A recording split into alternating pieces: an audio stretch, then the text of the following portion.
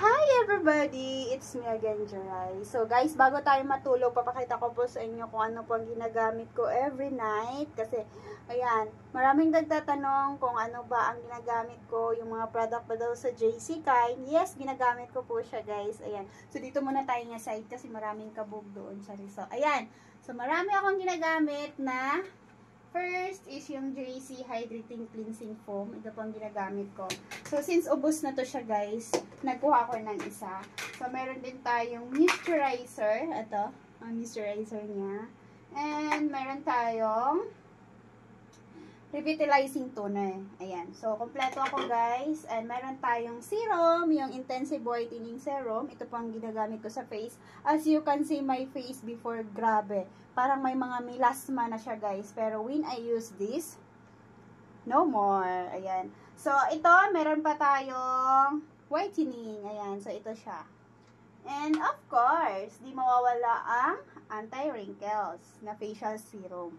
Ang ganda ng serum nila, guys.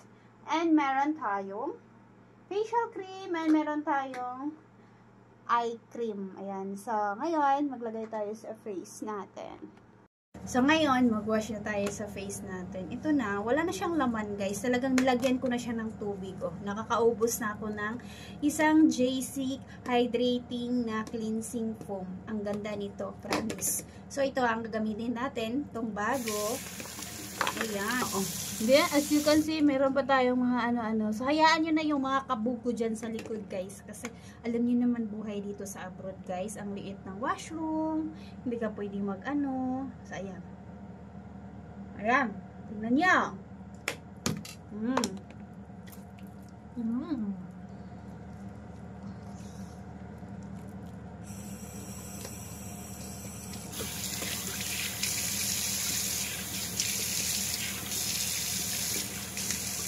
Oh, diba? Talagang nakakalinis siya ng mukha. Talagang nakakalinis siya ng skin. Dito. So, yan. Hindi yan matatanggal, guys. Kasi ano yan? Tattoo yan. Alam nyo, nagpatattoo ako.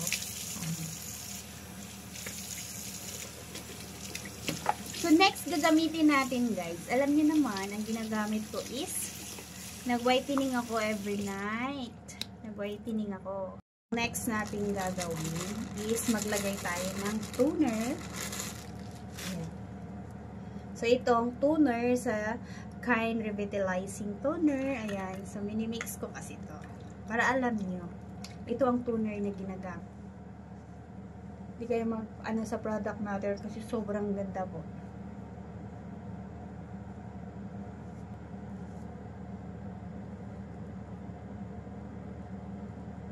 Ano kasi yan guys, tattoo.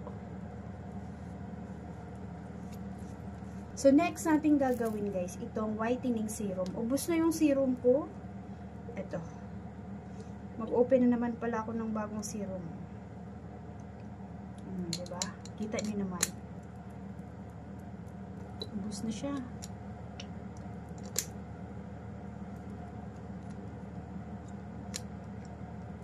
Magdaginot sa ako guys kayo. Wala na. Wala na dyan siya. Ubos na. Whitening to siya guys. Dito natatanggal yung mga melasma ko. May mga melasma kasi ako sa ilong eh. Yan. Hindi siya nakakatakot gamitin kasi made in Korea. Kahit i-search nyo pa yung product natin. Hindi kayo matatakot guys. Anhin nyo naman yung mura tapos nasisira yung mukha nyo. Diba? Siyempre guys, di naman to talagang mahal yung product natin. So, ito po ang cream. Pagkatapos po ng serum, kasi whitening kasi ang ginagamit ko every night.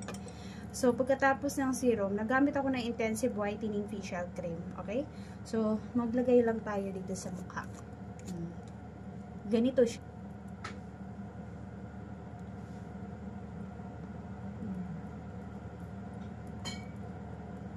Tapos, sobrang lamig sa mukha. Kasi yung mga boss namin, ito ang ginagamit na product. So, okay na yan.